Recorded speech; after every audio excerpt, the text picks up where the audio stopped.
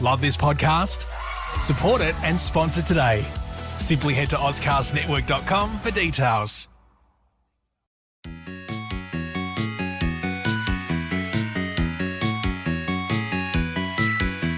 Hello there, and welcome on the Think Lab Growth Mindset podcast. I'm Sophie Champagne, your host, and I will be interviewing inspiring entrepreneurs from our community. We will go through their journey, successes and failures, and concrete advice.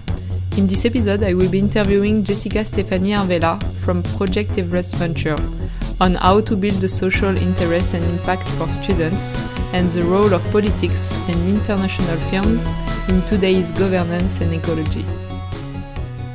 Hello, Jessica. And hello. Thank you so much for being on the podcast today. You are quite busy. You travel a lot. It has been difficult to book the interview. Sorry. So thank you so much for your time today. So you are the co-founder of Project Everest Ventures. Yes. Can you please explain what it is? Yeah. So we look at social issues and we look at solutions for those issues with a business model. And we involve students in that process. So it's quite a complex tree, I guess you could see it as. We have a lot of training modules for students. Mm-hmm. So if I'm talking to universities, I would be talking about the projects and the training. Whereas if we're looking at international partners, it would really be about the projects and the ventures that we're setting up overseas. Okay. So there's a lot of different kind of areas that we work in. Okay, so you don't work only with students. You also work with like professionals. Yes. Kind of mentors, people with experience. Yeah, definitely. Okay. Yeah, to definitely bring in their country. Skills to the project. Yeah. Okay. Yeah. Could you please describe one of the projects going on at the moment, just to give an overview? An idea. Yeah, exactly. Yeah. Concrete idea. Yeah. So all of the projects are based on the Millennium Goals or the Sustainable Development Goals now. So there's quite a few of them, and they're so varied. We go to different partners nationally and internationally to come up with these concepts as well. Some we create ourselves based on a needs assessment in country, and others are concepts that already exist. For example, we partnered with Western Sydney University and they for a project called Hidden Hunger, and it's looking at malnutrition in sub-Saharan Africa. So there's an app that's being created, and users will input what they're eating and it will let them know what they're deficient in. Yeah, okay. So that's one example. Another example to show you the kind of spectrum is looking at female hygiene and sanitation. That's also actually in Malawi. And that's just looking at what are girls and women using as they menstruate, and are they comfortable with that? Is that meeting their needs? Are they using that with dignity? And looking at some solutions around that as well, and different partners to test different products. Okay. And how do you finance those projects? Do you have some sponsors? Do you have help from the governments? So we do partner with governments, different organizations in country to work with them, but that's not how the business model works. Okay. Students pay a fee, and that covers their project. So it'll cover accommodation and their insurance, food, and that's how the business runs. So the fees that students pay to come on board to work on these projects, to get that training, to get that experience. Okay, right. And if we come back on your entrepreneur journey, so when did you start the company, and who are your co-founders? How did all of that start? Yeah, it's interesting story because it was, I hear a lot of people and they're like, I've got this idea, or I just want to start a business, or I'm just really motivated in this way. But all of this just happened. And I would never have said that this was something that I would do. And I still kind of look at it and I'm just like, what am I doing that? It's just snowballed into this thing, and it just keeps growing, and it's incredible. But the four of us, the co-founders, when we look back at it, it's really interesting because we're kind of different sides to a cube, I guess, or like, we complement each other. Yeah. Some of us are from the military, some of us are engineering, some of us, like myself, is from international development, another from like media and marketing. And so we kind of all came together and it just worked really well. Okay. So the creation was really in response to a passionate need. Yeah. We were working in an organization all together, and in different ways. Like my background is in international development, and so I knew that I needed to get international experience. I needed to expose myself to, I guess, what the world is really like outside of Australia and outside of kind of places that Australians might travel for leisure or study, and get the experience that would allow me to probably empathize with other people. And so I did that. I went to India and worked for several months on different projects. And the other co-founders, like, they were a part of my greater team. And also another Tink, he was my leadership trainer. There's also Jimmy and Andrew. And so in different ways, we're a part of this organization. And we just ended up being really frustrated because we're like, this is good. We're getting, like, this experience is really important. This is amazing how we're enabling all of these students. It's amazing the impact and the grassroots impact that these projects can have. But this doesn't work, and this doesn't work, and this doesn't work. And so we found we kept talking about that, kept coming together, and we tried to bring that to this organization. And looking back, I wish that I was a little bit more empowered and knew, sort of just pushed a bit harder. I felt at the time that I pushed really hard, but looking back, I was like, I should have just, burned the house down and just, I was like, no, this has to happen. But it actually led us to leave and create the solution that we thought, like, the same kind of concept, but the best practice in that concept. So it was out of frustration and passion. And so you were working already with your co-founders. Yeah. Which is an important part, I guess. Yeah. When you decide to create a company. Yeah. To know well your co-founders. Yeah. Yeah, absolutely. And it wasn't like we were like, we chose each other, like, let's start a business together. It's like it had already happened. Yeah. And it was like we already had learnt so much from each other and had so much respect, and we're friends.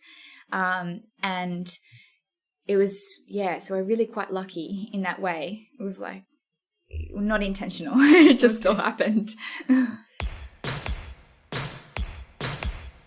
What would you say was your main challenges during your journey? Yeah, I think the main challenges, one of the biggest things that I've felt personally is, even though the space that we're in,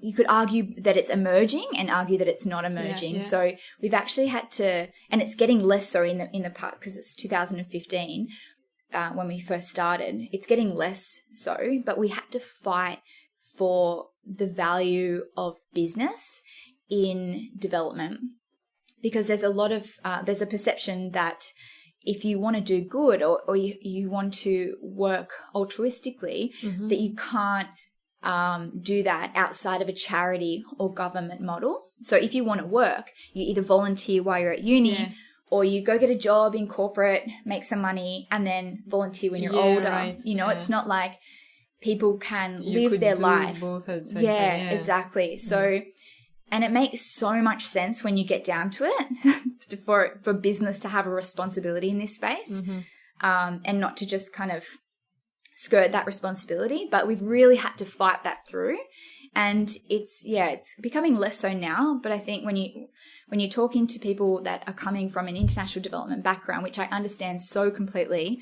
I have an undergraduate and a postgraduate in international development, so I completely understand, because it matters so much how you actually go about doing this. It's your method,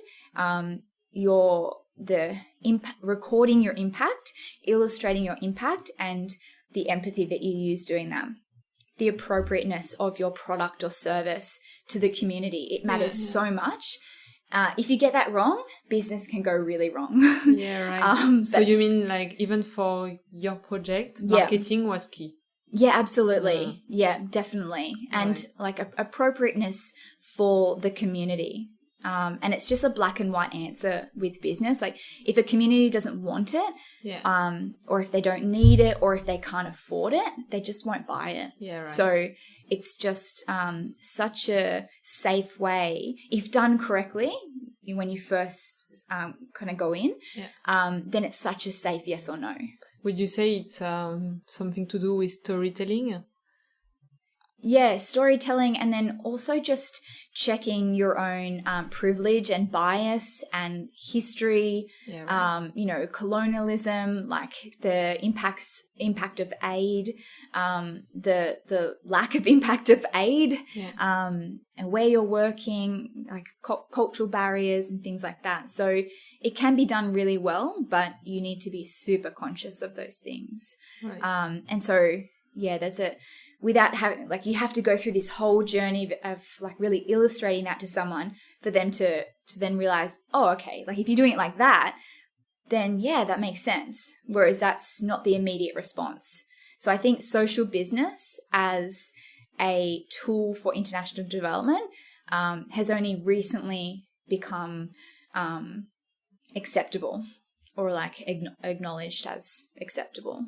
And in that extent, are you only working in Australia for now? And do you plan to extend like to Europe? New Zealand? Yeah, so we have, I guess, like source and destination countries. So we have a lot of Australian students, some Irish students, and we go to Malawi, Fiji, Timor-Leste, India, and we've recently been taken on as a portfolio company by Singularity University. And so that means that we will have their support in expanding to America. And so we have 2 of our staff members over there at the moment, actually. Nice. Andrew, co-founder. Cool. Yeah, so it's awesome. And we're in Los Angeles, Chicago, and New York, just talking to different partners, talking to different students, and just finding out it seems like they do things in extreme there. Right. I know that Tink went to a conference once, and absolutely everything there was biodegradable, like the chairs, the tables, everything, so wow. It really fits with what we're looking for. Yeah, right. And so it's definitely, we're going to be moving into America. And in the way to like convince partners, university, do you feel a difference in the way of doing business over there in the US? Yeah, there's a lot more excitement and a lot more understanding. That barrier that I talked about isn't really there. They recognize that, yes, this is amazing, this is exciting.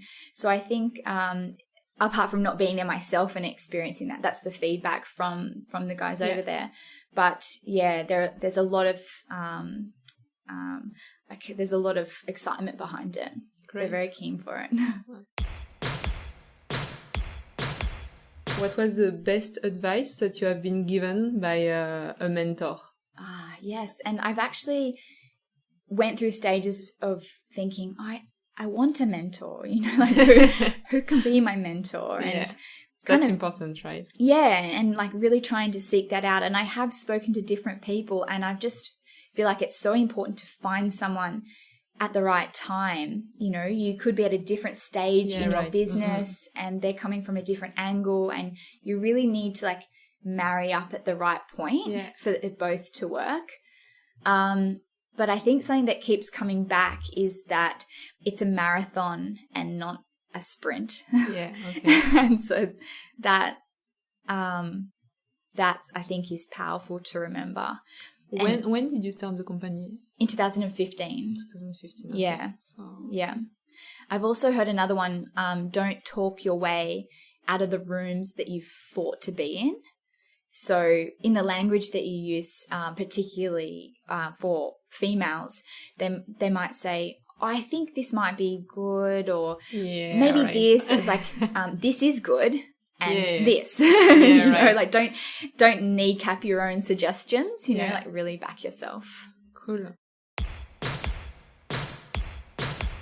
You are traveling a lot. Yes. So you see what's happening out there more than anyone at social and environmental level. What would be your advice to politics and maybe governments or international firms to like improve things, to change things? Yeah. I think not blaming them, you know, but if you had an advice to give. Spicy topic. I think just, wake up and smell the fact that the earth is burning. And we will be the last to actually experience that. It will be Indigenous communities and lower socioeconomic communities and, low-lying villages and things like that, where they just don't have the capacity to escape. And so, and I mean, that's already happening. That's far from going to happen. That's happening already. So it's just exasperating hearing the rhetoric around less anxiety and less activism and less awareness. And it's like recently this climate march was the largest climate rally in history. And that's just incredible. There's a lot more that you can do than rally, but it's a really good start to pull everyone together. I was in Melbourne for the climate rally, and there was over 150,000 people there, and it was just really moving to feel that energy and to just have so many people around you after the same thing, and just like it's like palpable, you can feel that. Right. And that's incredible. So I think listen to the youth, which is the largest, there's more youth than any other generation, particularly in developing nations. So I think listen to those people. And concretely for corporates, what could be, which kind of initiative could they take? Like sponsoring, like Project Everest Ventures, having a department, social department, environmental department. For sure. I think sponsorship's a great idea, but I think more sponsoring students to have a choice with what they want to do. So, like, for example, we have hundreds of students that come overseas with us, but there's thousands that don't go overseas and that can't afford opportunities like this, or students that aren't even in school because they're working and things like that. So actually supporting education, supporting people to be able to make choices to either educate themselves or get that experience. And then obviously having a look at just how renewable they are. I mean sustainable. So we're looking at carbon offsetting their flights. We're looking at recycling our uniform.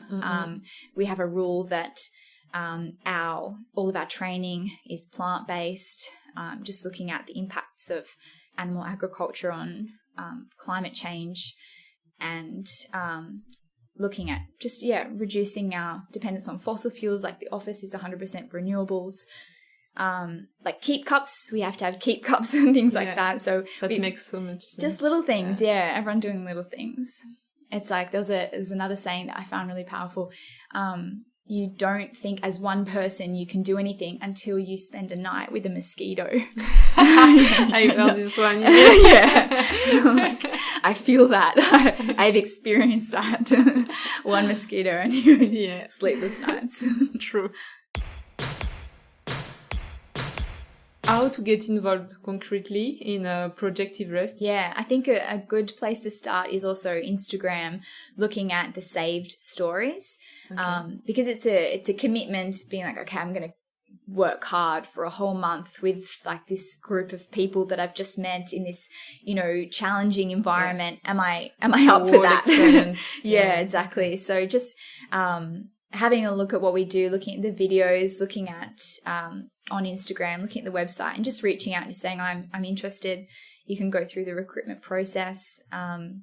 We have an office at Think Lab. We have an office in Melbourne, in Sydney. So cool. It's very accessible. Awesome. Yeah. Thank you very much for your time. It's okay. Thank you for having me. And good luck for your development in the US. Thank you. Yes, yeah, exciting times. Thank you.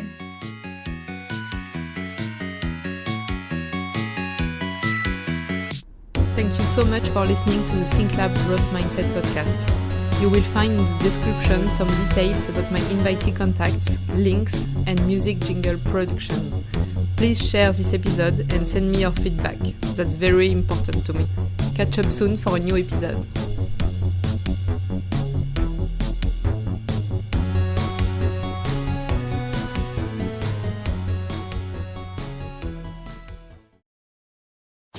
Love this podcast? Support it and sponsor today. Simply head to AuscastNetwork.com for details.